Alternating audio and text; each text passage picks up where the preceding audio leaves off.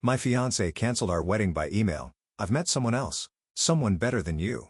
What he didn't know was that I had already sold the engagement ring and used the money to expose his secret life to everyone. By the time he realized what I'd done. That was the entire email from Ethan sent at 6:47 a.m. on a Tuesday morning, exactly 32 days before our wedding. I stared at my phone screen, my coffee growing cold beside my laptop, as my world tilted sideways. 3 years together, 8 months of engagement, and 100 of I love yous, all dismissed in 4 sentences. My name is Alyssa Reynolds, and I'm a 30-year-old interior designer in Boston. Until that morning, I thought I was living the dream. Successful career, beautiful downtown apartment, and engaged to a man I believed was my soulmate. Ethan and I met at a charity gala where his investment firm was a major donor. He swept me off my feet with his charm, intelligence, and what I thought was genuine kindness. Looking back, I should have seen the signs much earlier. The expensive gifts he couldn't quite afford. The late-night work meetings that left his collar smelling of unfamiliar perfume. The way he'd get defensive whenever I asked about our joint account's unusual charges. But love has a way of making you ignore the red flags, doesn't it? Even when they're waving right in front of your face. Have you seen this? I texted my best friend Rachel, forwarding Ethan's email. Her response was immediate. I'm coming over. Don't do anything yet. Rachel found me still sitting at my kitchen island, now surrounded by wedding invitation samples that had arrived that morning. The irony wasn't lost on me. Join us in celebrating our love, printed in elegant gold foil on cream paper, while my phone displayed the death certificate of our relationship. What kind of coward breaks up over email? Rachel's voice shook with anger. After everything you've done for him? She was right about that part. I'd supported Ethan through his temporary financial difficulties, helped him network for better clients, and even agreed to postpone buying our own place so he could invest more in his business ventures. But here's what Ethan didn't know. I wasn't as naive as he thought. For the past 3 months, I'd been quietly documenting his suspicious behavior. The engagement ring he'd given me, supposedly a family heirloom. I'd already discovered it was a recent purchase from a luxury resale shop, and I'd sold it 2 weeks ago when I found lipstick on his dress shirt that he couldn't explain. The money from that ring was sitting in a separate account, waiting. For what? I hadn't been sure until now. The numbness was wearing off, replaced by something sharper, more focused. Ethan thought he could simply email his way out of our life together. He was about to learn a valuable lesson about underestimating the wrong woman. The weeks leading up to Ethan's email had been filled with signs I couldn't ignore anymore. Like how he'd started taking calls in the hallway, his voice dropping to a whisper, or the way his stories didn't quite add up. Business dinners at restaurants that were closed those nights, conferences that weren't showing up on his company's calendar. Each suspicious moment felt like a small stone in my shoe. Irritating, but not quite painful enough to stop walking. I'd met Ethan's parents several times, both of them beaming with pride over their only son. His mother, Susan, had taken me shopping for wedding dresses, tearing up as I tried on a lace gown that cost more than my first car. His father, James, had pulled me aside at our engagement party, telling me how happy he was that Ethan had finally found the one. Now I wondered if they knew about their son's double life, or if they were as fooled as I had been. Looking back, the changes began around March. Ethan started working later, claiming his firm was handling a big merger. But one night, I bumped into his colleague, Mike, at the grocery store. Merger? We haven't had any major deals since January, he'd said, confusion clear on his face. When I mentioned this to Ethan, he'd accused me of spying on him, turning it around so somehow I was the one breaking trust. That night, I couldn't sleep. While Ethan snored beside me, I opened his laptop, something I'd never done before. His password was still my birthday, which should have been touching, but now felt like laziness. What I found made my stomach churn. Emails to real estate agents about viewing properties in Chicago, searches for jobs in the Midwest, and most telling, dozens of messages to someone named Claire. I can't stand the guilt anymore, one email read. I deserves better than this, but I can't help how I feel about you. The timestamp showed 3 a.m., sent on a night he'd told me he was working late at the office. That's when I decided to sell the ring. I remembered how proud he'd been giving it to me, spinning a story about his grandmother wearing it through 50 years of marriage. The truth came out when I had it appraised. It was barely 2 years old, purchased from an upscale consignment shop. The $15,000 I got for it felt like insurance, protection against whatever storm was coming. Rachel's voice pulled me back to the present. Earth to Alyssa, she said, waving her hand in front of my face. What do you want to do about the vendors? The venue deposit? I took a deep breath, my mind surprisingly clear. First, I need to make a phone call, I said, pulling up the contact information for Thomas Hayes, a private investigator recommended by a client. Then we're going to find out exactly who this someone better is. Meeting Thomas Hayes felt surreal. His office was nothing like the dim, smoky spaces you see in movies. Instead, it was modern, bright, and professional. He listened intently as I laid out what I knew, taking notes on a sleek tablet. "So this joint account," he said, gesturing at the bank statements I'd brought. "These charges here, $4,800 at Peninsula Hotel, $3,200 at Tiffany's, none of these were for you?" "Not a single one," I replied, my voice steadier than I expected. "And they all happened on days he claimed to be at work conferences or client meetings." Thomas nodded, his expression neutral but focused. "And you said he's planning something in Chicago?" "That's what his email suggested, but I only saw glimpses before I lost my nerve about snooping." I pulled out my checkbook. "I have $15,000 from selling the ring. Will that be enough?" "More than enough," Thomas assured me. "I'll start with his financial records and recent travel patterns. Give me a week."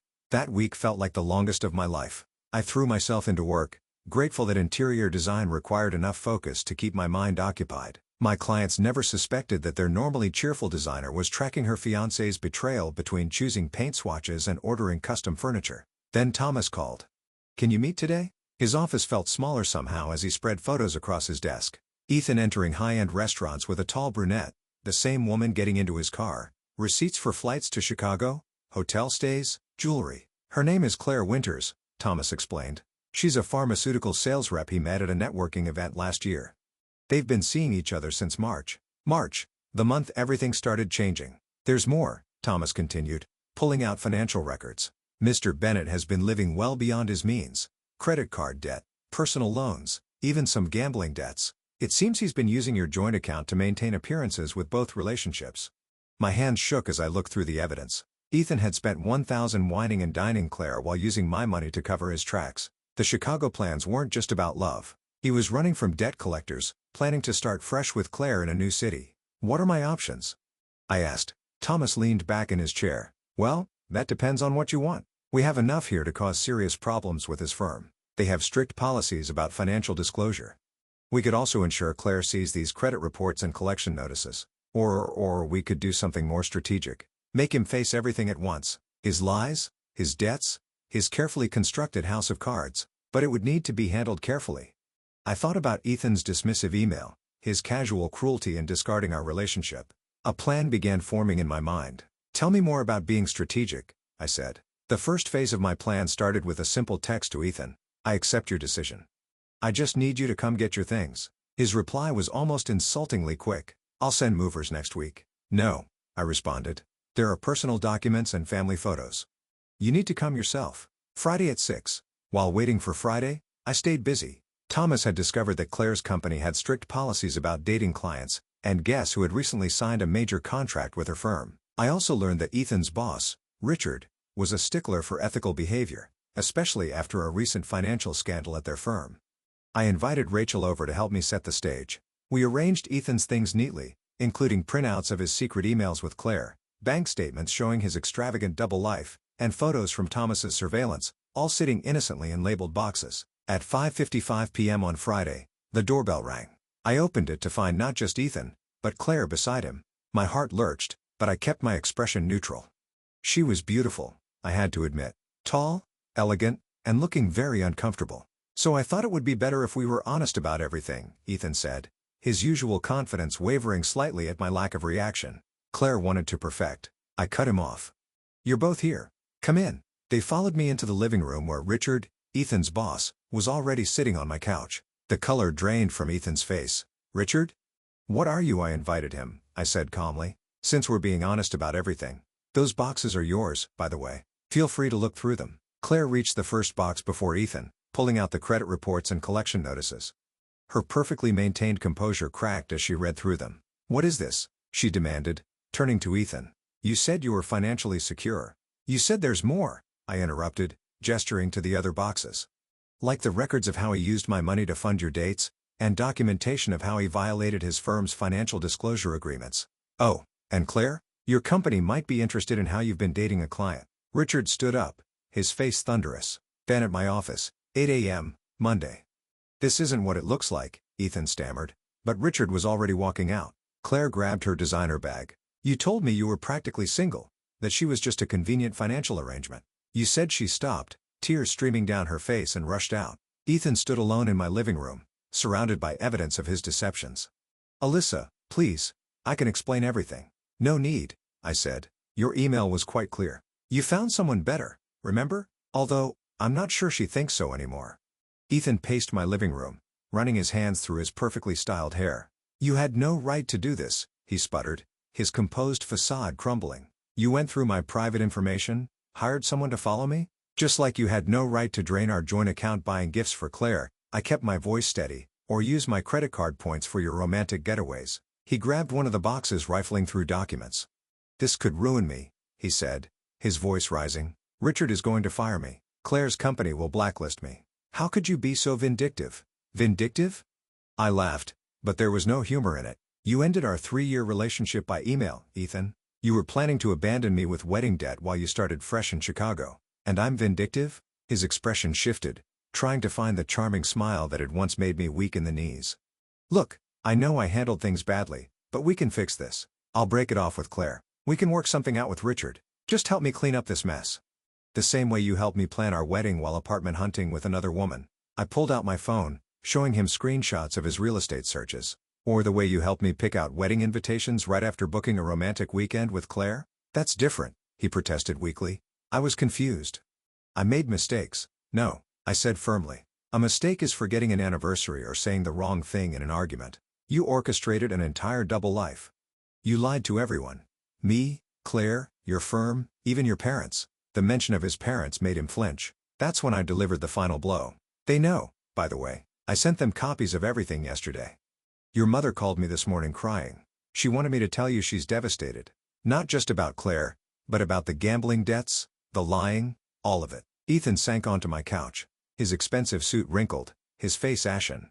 For the first time, I saw him clearly, not as the successful, confident man I'd fallen in love with, but as someone who'd built his entire life on deception. What do you want? He asked quietly. Money? An apology? Name it. I walked to the door and opened it. I want you to leave. Take your boxes. You'll need those documents for the meetings I'm sure are coming up. Your firm's HR department, Claire's company's legal team, the debt collectors, they'll all want to talk to you. Alyssa, please. Goodbye, Ethan. I hope she was worth it. After Ethan left, things moved quickly. Within a week, he'd lost his job. Apparently, Richard had been looking for a reason to let him go, and my evidence provided several. Claire's company launched an ethics investigation, forcing her to resign. And those Chicago real estate agents? They weren't too happy when they learned about Ethan's financial situation. I threw myself into work, grateful for understanding clients and endless design decisions that needed my attention. But late at night, when my apartment felt too quiet, doubts would creep in. Had I gone too far? Was I just as bad as him, plotting revenge instead of walking away? Then I'd remember his email. 4 cold sentences dismissing our entire relationship, the countless lies, the money he'd spent on Claire while telling me we needed to budget carefully for our future. A month after the confrontation, I met Thomas for coffee to close out his investigation. I thought you'd want to know, he said, sliding a folder across the table. Ethan's moved back in with his parents in New Hampshire. His father's trying to help him sort out the debt situation, but it's worse than we initially thought. The gambling wasn't just casual. He has some serious markers out there. I nodded, not sure how to feel. And Claire? Took a job in California. From what I can tell, she wants nothing to do with him. Thomas paused. You know, in my line of work, I see a lot of people seeking revenge. Most of them go about it all wrong. They let emotion drive them to do things that only hurt themselves in the end. But you simply expose the truth. Everything that's happened to him is a direct result of his own actions. Sometimes the truth is the best revenge, I said, thinking about how freely Ethan's lies had flowed, how easily he'd maintained his deceptions. I just made sure everyone saw it at once. Thomas smiled. Well, your retainer still has some money left. Want me to keep tabs on him? I thought about it, then shook my head. No. I'm done. He can figure out his own life now. As I walked home, my phone buzzed with a text from Rachel. Lunch tomorrow, that new place on Newberry Street. My treat. I smiled, remembering how she'd stood by me through everything. That's when it hit me. The weight I'd been carrying, the constant tension in my shoulders was gone. Ethan's betrayal had broken my heart. Yes, but it hadn't broken me.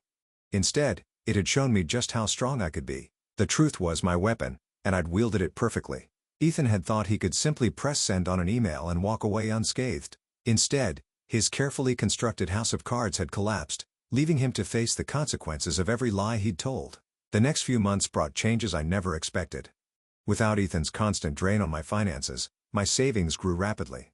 I started taking on more high-end design projects, clients who appreciated my eye for detail and trusted my judgment. My portfolio expanded, and with it, my confidence. One morning, while grabbing coffee at my usual spot, I ran into Richard, Ethan's former boss. He'd been instrumental in the aftermath of my revelation, though we'd never discussed it directly. "Alyssa," he said warmly, "how are you holding up?" I stirred my latte, considering the question. "Actually, I'm doing really well, better than I expected." He nodded, then hesitated.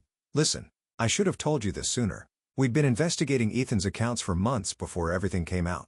There were irregularities we couldn't ignore. But we had no idea about the personal side of things. You, Claire, the gambling. You did us a favor bringing it all to light at once." "I just needed the truth to come out," I replied. "Everything else was just consequences." "Well, speaking of consequences," Richard continued, "we're redesigning our office space. All 40,000 square feet. Would you be interested in submitting a proposal? Your reputation in the design community is excellent. And after everything, well, let's just say I trust your attention to detail." That project became my biggest yet. A complete corporate office overhaul that would put my firm on the map. The irony wasn't lost on me. Ethan's downfall had led to my biggest professional breakthrough. My parents, who'd been heartbroken about the wedding cancellation, now proudly told friends about their daughter, the successful businesswoman. Mom even confessed that she'd never fully trusted Ethan.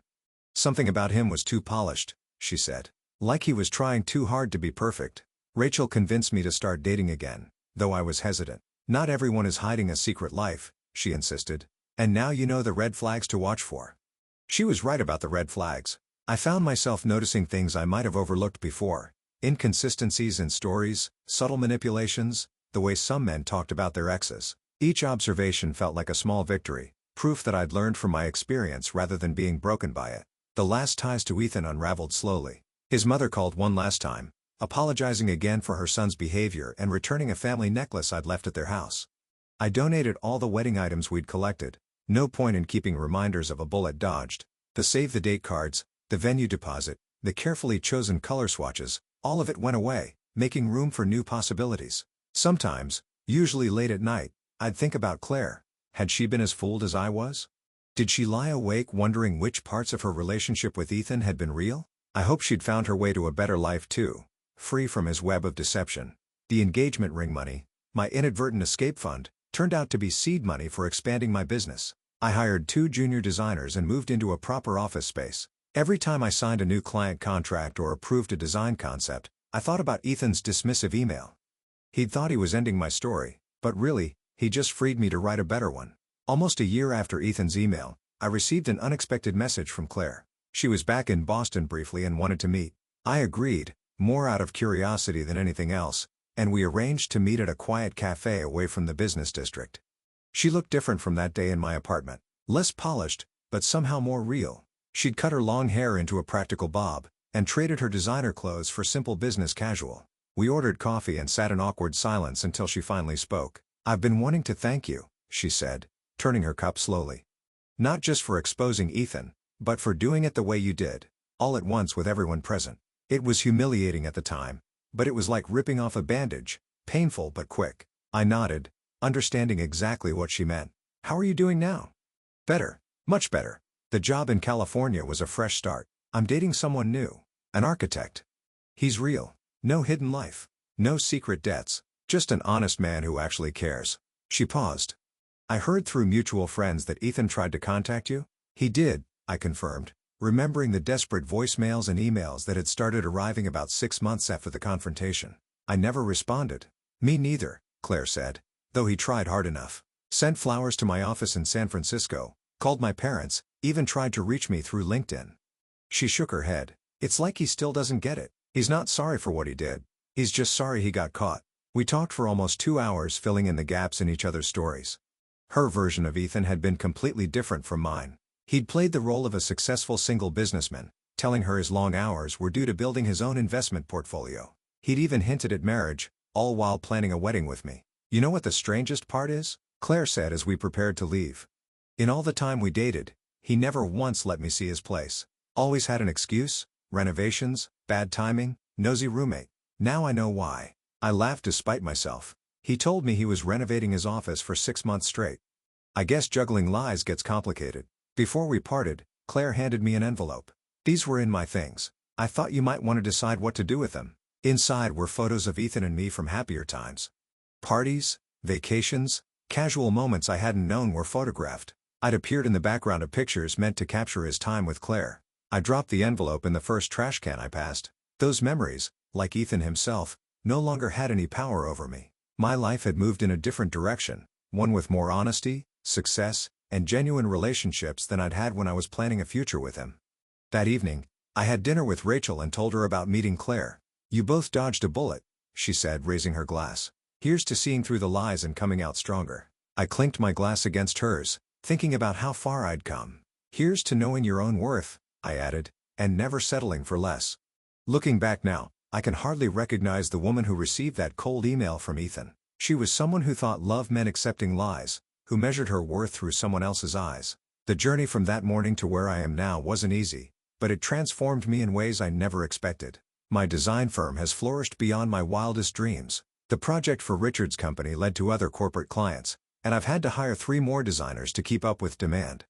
Last month, a prestigious design magazine featured our work on their cover. A beautiful restoration project that perfectly captured my philosophy of blending elegance with authenticity. The money I got from selling Ethan's ring turned out to be the best investment I ever made. Not just financially, but emotionally. It taught me to trust my instincts, to act decisively when something feels wrong. That lesson has served me well in business and in life. Rachel jokes that I should thank Ethan for setting me free, but I don't give him that much credit. My success came from choosing myself, from refusing to let his betrayal define me. Instead of drowning in hurt and anger, I channeled those emotions into building something meaningful. Sometimes new clients ask about the ring-shaped tan line that's still faintly visible on my finger. I used to feel embarrassed, but now I tell them the truth. It's a reminder of when I chose truth over comfortable lies, strength over safety, and self-respect over settling. That fading mark represents not what I lost, but what I gained: my independence, my confidence, and most importantly, my belief in myself. Last week, I was meeting a new client at the same restaurant where Ethan first proposed. As I waited for her to arrive, I caught my reflection in the window. Confident, successful, at peace. The hostess recognized me and mentioned that Ethan had been in recently, looking worse for wear, trying to impress a date with stories about his upcoming business ventures. Some things never change, but I have. The woman who once desperately tried to understand his lies now runs a thriving business built on transparency and trust. The engagement ring money that was meant to bind me to him instead set me free. Sometimes, the universe has a sense of humor that way. Rachel tells me I should write a book about my experience, but I don't think that's necessary. Instead, I share my story with other women who come to me feeling trapped or betrayed. I tell them what I wish someone had told me, that sometimes the worst thing that happens to you can lead to the best version of yourself. I still believe in love, but now I know it should never require you to compromise your integrity or ignore your instincts. Real love builds you up. It doesn't tear you down. It's based on truth, not carefully constructed lies. The tears and heartbreak of that Tuesday morning email feel like another lifetime now. In choosing to fight back with truth rather than sink to Ethan's level of deception, I found my own strength.